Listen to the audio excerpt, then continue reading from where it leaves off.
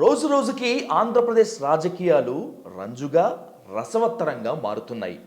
అధికార పార్టీలో మార్పులు చేర్పులు, ప్రతిపక్ష పార్టీలో కొద్దిపాటి కూడికలు ఇవన్నీ కలిపి రాజకీయ విశ్లేషకులను మాత్రమే కాకుండా సామాన్యులకు కూడా ఇంకా 3 నెలల సమయం ఉన్నప్పటికీ కూడా ఎన్నికల వాతావరణం ఇప్పుడే వచ్చిందేమో, ఇది మరింతగా మారిపోతుందేమో అన్న సందిగ్ధావస్థలోకి నెట్టేస్తున్నటువంటి ఈ తరుణంలో అసలు ఆంధ్రప్రదేశ్ రాజకీయాల్లో ఏం జరగబోతోంది, అధికార పార్టీ ఎంచుకున్నటువంటి కూడికలు తీసివేతలు ఎంత మేరకు సఫలీకృతమవుతాయి, ప్రతిపక్షాల్లో జాయినింగ్స్ ఏ విధమైనటువంటి రిజల్ట్స్ తీసుకొస్తాయనేటువంటి దానిపై ఇన్ డీటెయిల్గా చర్చిద్దాం. ప్రముఖ political analyst CA Nagarjuna Reddy గారితో ఇప్పుడు క్రాస్ ఫైర్ విత్ విజయ్ సాధు. సార్ నమస్తే. సార్ నమస్తే సార్. చాలా కాలం తర్వాత మళ్ళీ మనం కలుసుకున్నాం. మీ విశ్లేషణ కోసం, మీ కామెంట్స్ కోసం ఐ డ్రీమ్ వీక్షకులు మొత్తం ఎదురు చూస్తున్నారు సార్. సార్ వాళ్ళు ఎలాగైతే ఎదురు చూస్తున్నారో మీరు కూడా ఆంధ్రప్రదేశ్ రాజకీయాలని, ఆంధ్రప్రదేశ్లో జరుగుతున్నటువంటి రాజకీయ పరిణామ క్రమాలని నిశితంగా పరిశీలిస్తున్నారు. ఏంటి సార్ ఈ టోటల్ ఈ మార్పులు చేర్పులు, కూడికలు, తీసివేతలు, తీర్థాలు పుచ్చుకోవటాలు, గూటికి చేరటాలు, ఇలా ఎన్ని పేర్లు పెట్టుకున్నా కూడా ఎటుపోతోంది, ఏం జరుగుతోంది ఆంధ్రప్రదేశ్లో రాజకీయం sir? First of all Sahu, ఈ రాజకీయ విశ్లేషకులు, అనుభవం ఉన్నటువంటి విశ్లేషకులని మీరు చెప్పడం అనేటువంటిది హాస్యాస్పదం అని చెప్పి నేను అన్నగాని సాహు సార్, తెలకపల్లి రవి గారు, తమ్మారెడ్డి భరద్వాజ్ గారు, ఏబికే ప్రసాద్ గారు, ఇంకా అదేవిధంగా మన పురుషోత్తమ రెడ్డి గారు, ఇలాంటి సీనియర్స్ తోటి కనుక కంపేర్ చేసుకుంటే, మన కేఎస్ఆర్ గారు లాంటి వాళ్ళతో కంపేర్ చేసుకుంటే నథింగ్. నాగేశ్వరరావు గారు, ప్రొఫెసర్ నాగేశ్వరరావు గారు లాంటి వాళ్ళతో కనుక కంపేర్ చేసుకుంటే ఐఎమ్ జీరో. అయినప్పటికీ నాకు కూడా ఏంటంటే 2016 దగ్గర నుంచి, ఓకే సార్, ఈ డిమానిటైజేషన్ వచ్చిన దగ్గర నుంచి కూడా నాకు కూడా దీని మీద ఇంట్రెస్ట్ పెరిగింది. ఓకే. మా కుటుంబ సభ్యులు చాలామంది 1952వ సంవత్సరంలో మెడ్రాస్ ప్రావిన్సీలో ఎమ్మెల్యేలుగా కూర్చున్నారు, కానీ తర్వాత ఎంపీలుగా, ఎమ్మెల్యేలుగా చాలామంది ఉన్నారు, అన్ని పార్టీల్లోనూ ఉన్నారు సాహు. అట్ డిమానిటైజేషన్ మొదలైన దగ్గర నుంచి నాకు కొంచెం ఇంట్రెస్ట్ పెరిగిందనమాట దీని మీద. Okay. Then I opened my own YouTube channel also with around 1,31,000 subscribers and all those things. That's a different story. నేను అంత పెద్దవాడిని ఏం కాదు, బట్ నార్మల్గా ఏంటంటే కీన్ ఇంట్రెస్ట్ తోటి పరిశీలిస్తుంటాను. స్టాటిస్టికల్ ఇన్ఫర్మేషన్, గవర్నమెంట్ జీవోస్, సంఘ సమాచారం చూస్తుంటాను. ఇప్పుడు మీరు అడుగుతున్నటువంటిది ఆంధ్రప్రదేశ్లో రాజకీయ పరిస్థితి ఏమిటి అనేది కదా? అవును సార్. ఇది చాలా వైడర్ సబ్జెక్ట్ సాహు. ఇది ఏదో చెప్తారే, రామాయణం అంటే ఏందిరా బాబు అంటే కట్టే కొట్టే తెచ్చేని 3 ముక్కలు చెప్పిన వ్యవహారం కాదు ఇది సార్. ఇది చాలా వైడ్ ఏరియా అనమాట. దీన్ని బిట్స్ అండ్ పీసెస్ కింద మాత్రమే చెప్పుకోవాలి మనం. ఓకే. ఫస్ట్ థింగ్, ఇప్పుడు ఉన్నటువంటి పరిస్థితి ఏమిటి అంటే ప్రజలకు కూడా ఒకసారి తెలియాలి కాబట్టి, 2024లో ఆంధ్రప్రదేశ్లో ఎమ్మెల్యేలకి, ఎంపీలకి ఇద్దరికి దొరుకుతాయి. ఎంపీ ఎలక్షన్స్ అనేది త్రూఅవుట్ ఇండియా. అవును సార్. 543 ఎంపీ స్థానాలు, ఇది గుర్తుపెట్టుకోవాలి. ప్రజలు చాలామంది ఏమనుకుంటారంటే 545 అనుకుంటారు. 545 కాదు సార్, 43 ఎంపీ స్థానాలు సార్. ఆ 2 స్థానాలు అనేటువంటిది ప్రెసిడెంట్ ఆఫ్ ఇండియా ఆంగ్లో ఇండియన్స్ని అపాయింట్ చేస్తారు. అవును. 543 స్థానాలకే జరుగుతుంది. ఆంధ్రప్రదేశ్ విషయానికి కనుక వస్తే 25 స్థానాలు ఉంటాయి. ఎమ్మెల్యే స్థానాలు అనేటువంటిది 175 ఉంటాయి. రేపు ఎలక్షన్స్లో కూడా అయ్యే ఉంటాయి. ఎలక్షన్స్ ముందుగా వచ్చేస్తాయట అని చాలామంది అన్నప్పటికీ అలాంటిది ఏమీ జరగదు బాబు. ఏప్రిల్లోనే ఎలక్షన్స్ జరుగుతాయని చెప్తే పెన్లు ఇసిరేసి, పేపర్లు ఇసిరేసి, పేపర్ వెయిట్స్ని కూడా ఇసిరేసి పోయినటువంటి సందర్భాలు ఉన్నాయి టీవీ ఛానల్స్. ఓకే. దానికి ఏదో చట్టం ఉంది, చట్ట ప్రకారం పోవాలి.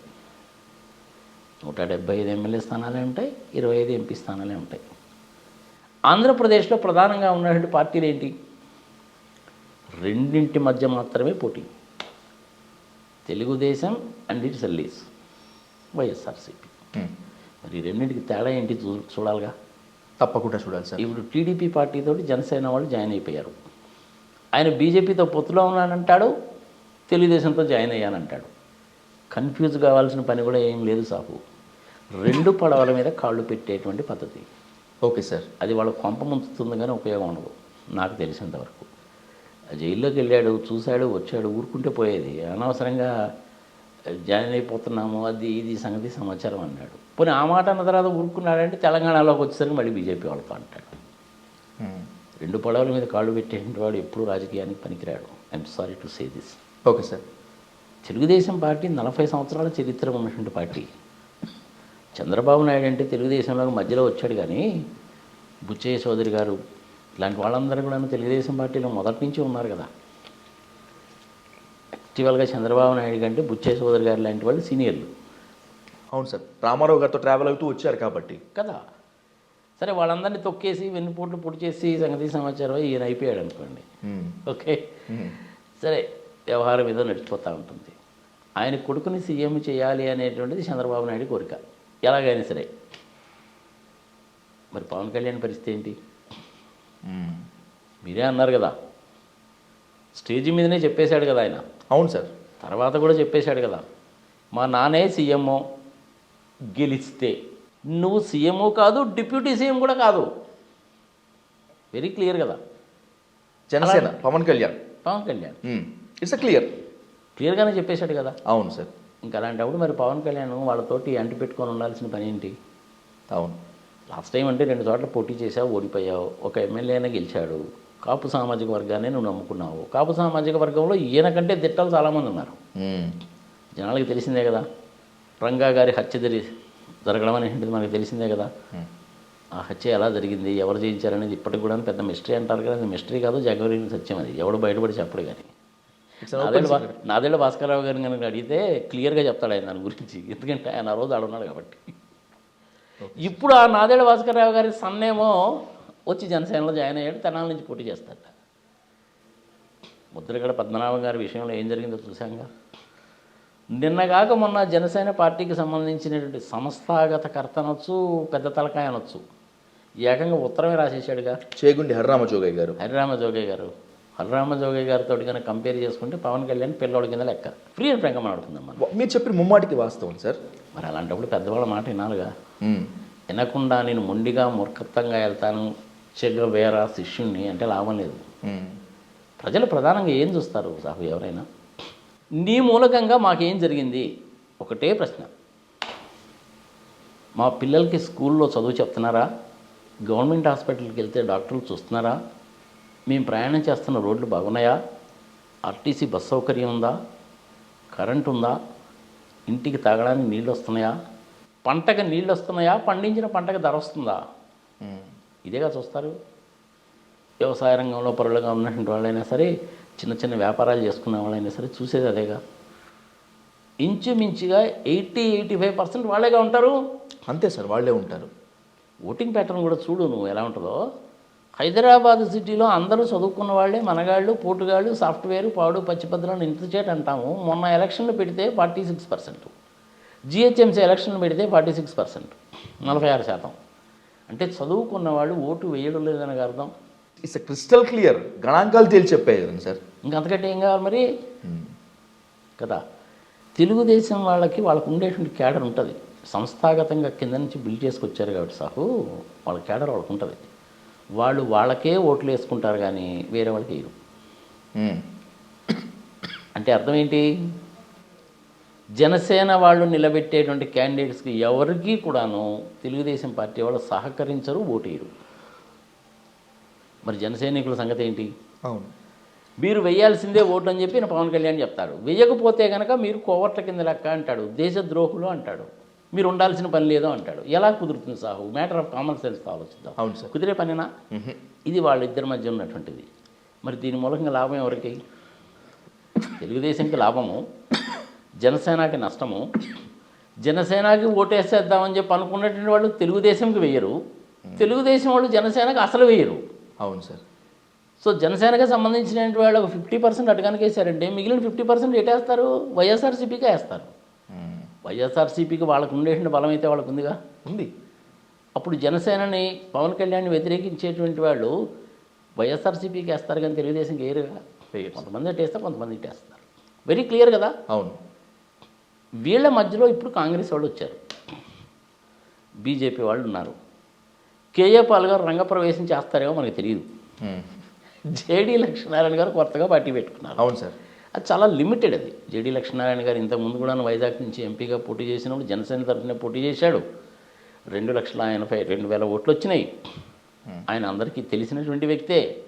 మా పార్టీలోకి వస్తే బాగుంటుందని చెప్పి అన్ని పార్టీల వాళ్ళు అడిగారు ఆయన్ని. మొన్న అనౌన్స్ చేశాడు ఆయన. మరి ఆయన ఎంతమంది క్యాండిడేట్స్ని నిలబెడతాడు ఏమిటి అన్న సంగతి మనకు తెలియదు. ఈ మధ్యలో బీజేపీ వాళ్ళు తెలుగుదేశంతో కలుస్తున్నారంట. పవన్ కళ్యాణ్ వాళ్ళని లాక్కొచ్చాడంట. ఫైలు ప్రైమ్ మినిస్టర్ గారి టేబుల్ మీద ఉందంట. ఇలాంటి రాజకీయానికి సంబంధించిన ఫైల్స్ అయ్యి కూడాను ప్రైమ్ మినిస్టర్స్ ఆఫీస్లో టేబుల్ మీద పెట్టరు. పార్టీ కార్యాలయంలో ఉంటుంది. కానీ జనాలు ఆ విధంగా చెప్తారు. అమిత్ షాని మోడీని అండర్ ఎస్టిమేట్ చేయొద్దు. ఓకే.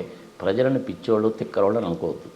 ఎవరైతే ప్రజలని నిర్లక్ష్యం చేస్తాడో, పిచ్చివాళ్ళ కింద లెక్క కడతాడో, 4,000 మొహాన పారేస్తే ఓటేస్తారనుకుంటాడో, బిర్యానీ పెడితే ఓటేస్తారనుకుంటారో, మందు బాటిల్ ఇస్తే ఓటేస్తారనుకుంటారో, వాళ్ళంత తెలివి తక్కువ ఎవరు ఉండరు.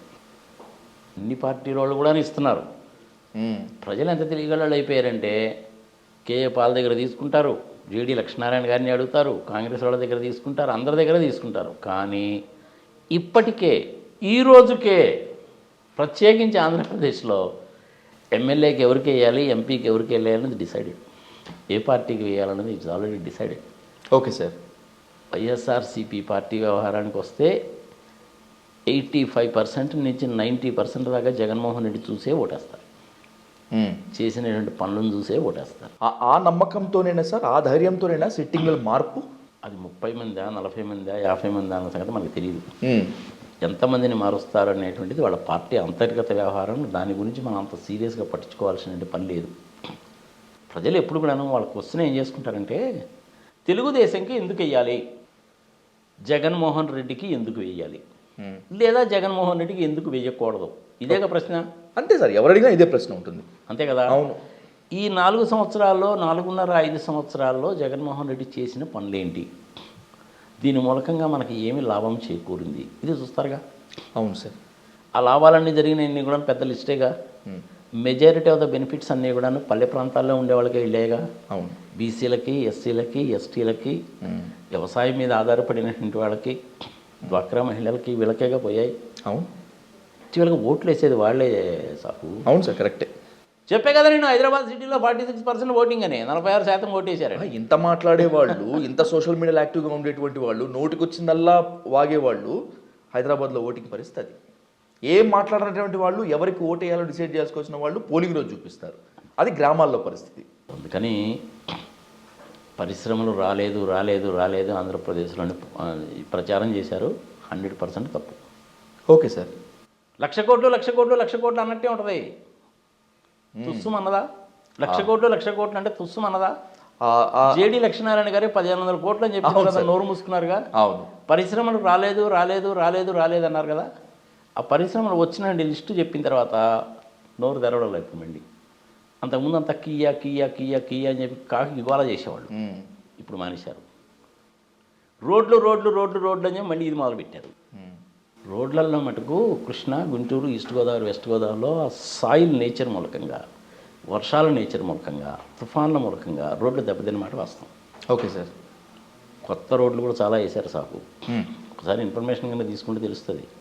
అసలు ఆంధ్రప్రదేశ్లో రోడ్ లెంగ్త్ ఎంతో తెలుసా జనాలకి? సార్ పోనీ మీకు తెలుసా? తెలియదు సార్. ఇంచుమించుగా 3 లక్షల కిలోమీటర్లు. Okay sir. ఆశ్చర్యం వేస్తే జనాలకు చెప్తే. ఓకే. ఆంధ్ర రాష్ట్రం మొత్తంలో అంతర్గతంగా ఉన్నటువంటివి. దేశవ్యాప్తంగా ఉన్నటువంటి భారతదేశంలో రోడ్స్ లెంగ్త్ ఎంత అంటే ఇంచుమించుగా 63 లక్షల కిలోమీటర్లు. ఓకే. ఈ రోడ్లలో ఏమేమి వస్తాయి కూడా తెలియాలిగా జనాలకి. ఖచ్చితంగా సార్. నేషనల్ హైవేస్ వస్తాయి, స్టేట్ హైవేస్ వస్తాయి, డిస్ట్రిక్ట్ రోడ్స్ వస్తాయి, పంచాయత్ రోడ్స్ వస్తాయి, విలేజ్ కనెక్టివిటీ రోడ్లు వస్తాయి, విశాఖపట్నము, విజయవాడ, గుంటూరు సిటీ లోపల వేసినటువంటి రోడ్లు వస్తాయి. ఇవన్నీ కూడా రోడ్ లెంగ్తే. ఆంధ్రప్రదేశ్లో ఇంచుమించుగా 55 దాకా నేషనల్ హైవేస్ ఉన్నాయని సంగతి తెలుసా జనాలకి? తెలీదు. అవును.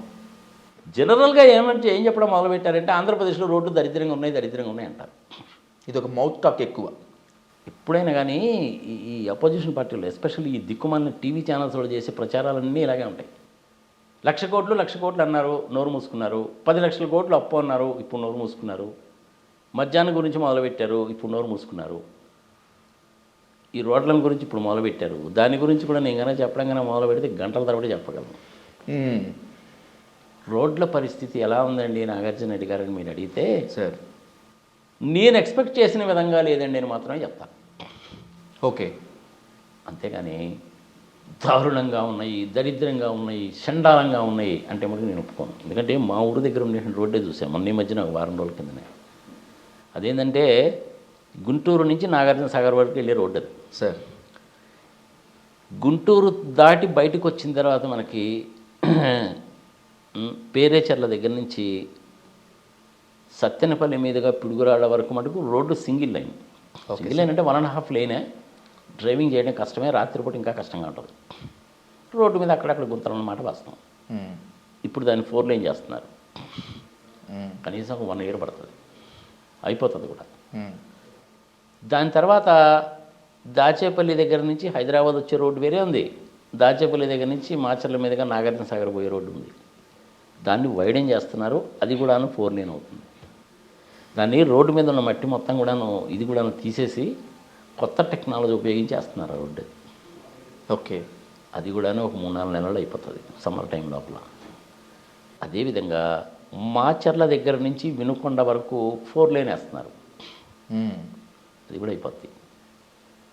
అదేవిధంగా మాచర్ల దగ్గర నుంచి మార్కాపురం వరకు రోడ్డు అక్కడక్కడ బాగలేదు, కానీ మెజారిటీ ఆఫ్ ద రోడ్డు మనకి బాగానే ఉంది. ఎందుకంటే కొండల్లో నుంచి గుట్టల్లో నుంచి వెళ్ళాలి.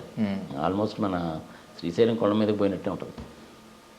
దాన్ని కూడా చేస్తున్నారు. అందుకని ఓవరాల్గా ఆంధ్రప్రదేశ్లో రోడ్ల పరిస్థితి అనేది అంటే especially Krishna, Guntur, east Godavari, west Godavari. East Godavari, west గోదావరిలో ప్రాబ్లం ఏమవుతుందంటే, ఇప్పుడు మన హైదరాబాద్ లాంటి చోట కనుక అయితే 3 అడుగులు దొరికితే సరిపోద్ది. అక్కడ ఈస్ట్ గోదావరి, వెస్ట్ గోదావరిలో ఒకసారి 5-6 అడుగులు కూడా తవ్వాల్సి వస్తుంది. లూజ్ సాయిల్ కదా అది, కుంగిపోద్ది. అవును సార్. ఇట్లాంటివి ప్రజలకు తెలుసుకోవాలి. రోడ్లు బాగలేవు అనేసి అంటున్నారు. ఎందుకు బాగలేవు? గత ప్రభుత్వం చేయాల్సిన పనులు సరిగ్గా చేయకపోవడం మూలంగా. ఇప్పుడు జనరల్గా రోడ్ అంటే ఏముందంటే 3 సంవత్సరాల నుంచి 5 సంవత్సరాల వరకు బాగానే ఉంటాయి. దాని తర్వాత పడిపోతాయి. దాని తర్వాత మళ్ళీ మనం వేసుకుంటూ ఉండాల్సిందే, తప్పదు. ఒక చిన్న గుంత పడింది అనుకోండి, ఇమీడియట్గా ఆ గుంతను కనుక పూడ్చి మళ్ళీ దాని మీద కనుక తారు కనుక వేసేస్తే కనుక అది పనిచేస్తుంది కొన్నాళ్ళు.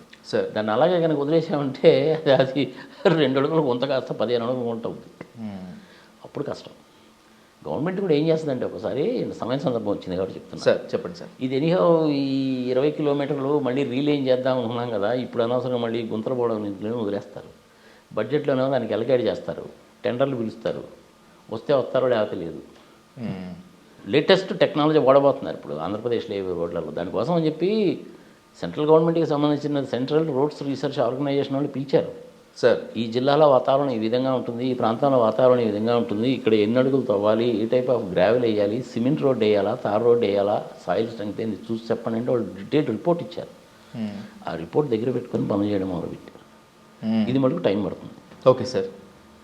ఇది రోడ్లకు సంబంధించి. హాస్పిటల్స్ అయితే బాగానే ఉన్నాయిగా, 17 మెడికల్ కాలేజీలు వచ్చాయిగా. అవును సార్. 5 ఆపరేషన్లు కూడా వచ్చేసాయి కదా. ఇంతవరకు ఏ ప్రభుత్వం గతంలో ఎప్పుడు ఎవరు చేయలేదుగా. మరి ఇది అచీవ్మెంటేనా కాదా? The biggest achievement sir. పరిశ్రమలు రావడం అచీవ్మెంటేనా కాదా? 45,000 స్కూళ్ళు బాగుపడడం అనేటువంటిది అచీవ్మెంటేనా కాదా? అవును సార్. గ్రామ సచివాలయాలు అనేటువంటిది మంచిదేనా కాదా? అవును. వాలంటీర్ వ్యవస్థ బాగానే పనిచేస్తుందా లేదా? అవును. ఇందులో నీకు అభివృద్ధి ఉంది, సంక్షేమం 2 ఉన్నాయిగా. మరి అలాంటప్పుడు వైఎస్ఆర్సీపీకి ఓటు ఎందుకు వెయ్యాలి అంటే ఇన్ని పాజిటివ్ థింగ్స్ ఉన్నాయిగా. ఇప్పుడు తెలుగుదేశం అయిపోద్దాం. ఓకే. మరి తెలుగుదేశం పార్టీ వాళ్ళు గతంలో 5 సంవత్సరాల్లో చేయకూడనటువంటి దరిద్ర పనులు చేశారు కాబట్టే కదా 23తో సరిపెట్టించేశారు. మరి ఈసారి వస్తే ఏం చేస్తారు? తెలుగుదేశం ఓటు ఎందుకు వేయకూడదని ఆలోచిద్దాం మనం సార్. లేదంటే ఎందుకు వెయ్యాలి? ఓకే. తెలుగుదేశం ఎందుకు ఓటు వేయాలి? చంద్రబాబు నాయుడు గారు అనుభవజ్ఞుడు కాబట్టి ఆయన అనుభవం ఏందో లాస్ట్ 5 ఇయర్స్లో చూసాం. అంతకుముందు తీసేయి. నిలకడగా నిదానంగా స్థిమితంగా ఉంటాడా మనిషి? ఉండడు. ఆ సంగతి కూడా మనకు తెలిసిందేగా. మోడీ గారిని తిట్టరాని తిట్లు తిట్టాడుగా వ్యక్తిగతంగా కూడా.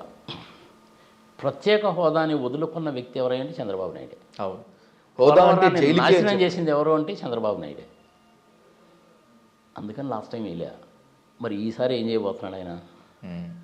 ఏదో 6 7 వాగ్దానాలు ఏదో చేశారుగా. అవును సార్. వాటన్నిటితో పాటు సంక్షేమ కార్యక్రమాలు ఎక్కువగా చేసి బటన్ నొక్కడం మూలకంగా మీరు డబ్బులు ఖర్చు పెట్టేశారు, అభివృద్ధి లేదు అభివృద్ధి లేదు అభివృద్ధి లేదు కదా అన్నారు. ఇప్పుడు మరి చంద్రబాబు నాయుడు గారు నేను అందులో ఏది కూడా తీసేయను, అంతకంటే ఎక్కువ ఇస్తానన్నాడు.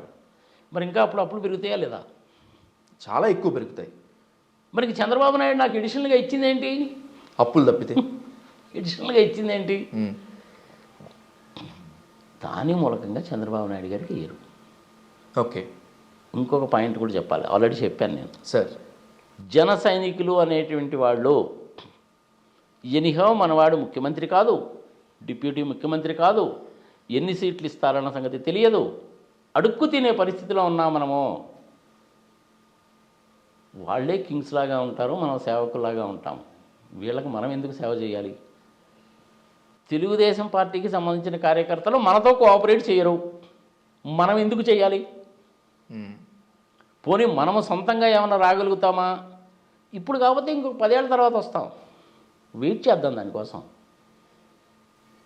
అనేటువంటి భావనలోనే ఉన్నారు వాళ్ళు.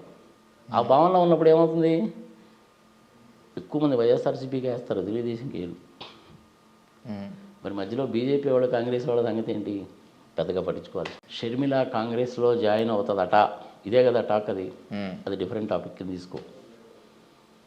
బీజేపీ వాళ్ళు తెలుగుదేశంతో కలుస్తారట అట, ఇవన్నీ అటాలే. చివరికి అల్టిమేట్గా ఇవన్నీ కూడాను తేలాలి అంటే ఫస్ట్ ఎలక్షన్ కమిషన్ వాళ్ళ నోటిఫికేషన్ రావాలి. వాళ్ళ నోటిఫికేషన్ వస్తే దాకా ఇవన్నీ కూడా అలాగే జరుగుతూనే ఉంటాయి, చెంబులో రాళ్ళేసి వాయించినట్టే అంతే. అందుకని దాని గురించి పెద్దగా మనం డిబేట్ చేయాల్సిన పని అన్నో చెప్పుకోవాల్సిన పని కూడా లేదు సార్. ఏం వర్రీ కావాల్సిన పని లేదు, ఎస్పెషల్లీ యంగ్స్టర్స్ ఏం వర్రీ కావాల్సిన పని లేదు.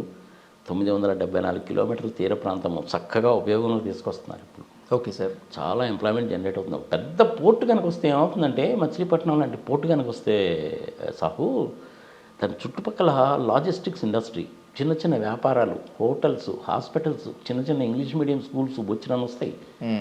యాక్టివిటీ, ఫ్యూజ్ ఎకానమిక్ యాక్టివిటీ వస్తుంది. అలాంటిది మచిలీపట్నంలో వస్తుందిగా. అవును సార్. ఇంకో పోర్ట్ కూడా వస్తుందిగా, 9 ఫిషింగ్ హార్బర్స్ కూడా వస్తున్నాయిగా. పెద్ద యాక్టివిటీ కింద డెవలప్ అవుతుంది.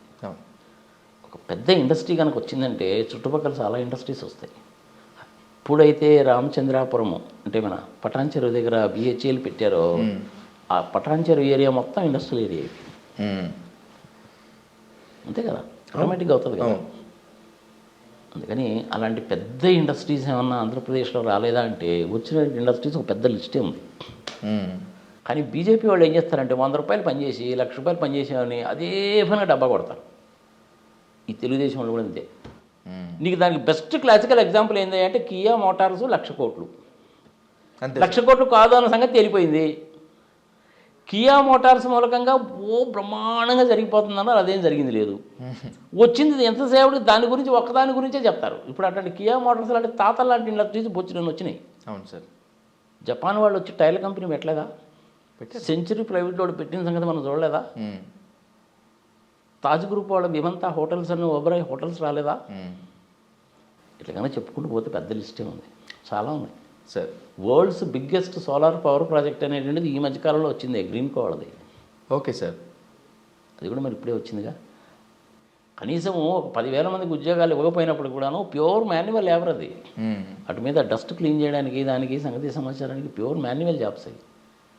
అవన్నీ వచ్చినాయా లేదా? వచ్చాయి సార్. గ్రామ వాలంటీర్స్కి కానీ సచివాలయాలకు కానీ ఇంచుమించుకు 2,00,000 రూపాయల ఉద్యోగాలు వచ్చినాయా లేదా? అది 5,000 6,000 సంగతి దేవుడేరు కాక. ఇప్పుడు తెలంగాణలో చూడండి, ఇప్పుడు ఆ భవన్ దగ్గరికి వెళ్ళి ఆ రేషన్ కార్డుల కోసం క్యూలో నిలబడుతున్నారు జనాలు. మరి ఆంధ్రప్రదేశ్లో ఆ ప్రాబ్లం లేదుగా. ఆంధ్రప్రదేశ్లో నీకు బియ్యం కూడా ఇంటికి తెచ్చిస్తున్నారుగా. సంక్షేమము జరిగింది, అభివృద్ధి జరిగింది. అందుకని వైఎస్ఆర్సీపీకి ఓట్లేస్తారు. మరి తెలుగుదేశానికి ఏం చూసి ఓట్లు వేయాలి? మీరు ఇచ్చిన వాగ్దానాలను చూసి ఓట్లు వేయాలి. పథకాలు పెట్టినందుకేమో అమరాబుద్ధులు తిట్టి అప్పుల పాలైపోయిందని మీరే ప్రచారం చేశారు. అవి ఏవి తీసివేయను, ఎక్స్ట్రా ఇస్తానదే మీరే చెప్తున్నారు. మరి ఇంకా తప్పులు పెరుగుతాయిగా. అవును. ప్రజలు ఆ మాత్రం గమనించరా? ప్రజలు చాలా మెటిక్యులస్గా ఉంటారు సార్. ఇంకొక విషయం కూడా చెప్పుకుందాం అసలు. తప్పకుండా సార్.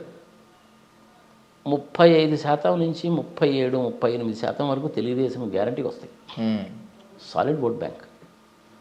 అదేవిధంగా వైఎస్ఆర్సీపీకి కూడాను లాస్ట్ టైం 50% వచ్చిన ప్రభుత్వం మీద బాగా వ్యతిరేకంగా ఉన్నారు, పట్టణ ప్రాంతాల్లో ఉన్నారు.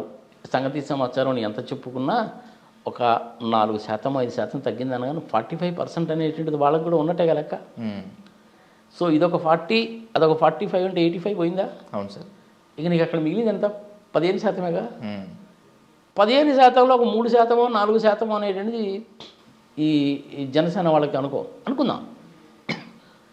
ఇంకొక 5% అనుకున్నాం, 90% అయిపోయిందా? మిగిలిన 10% అనేటువంటి వాళ్ళు న్యూట్రల్ ఓటర్స్.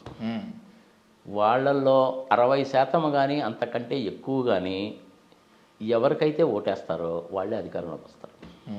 అంతే, simple calculation. Thank you sir, thank you so much.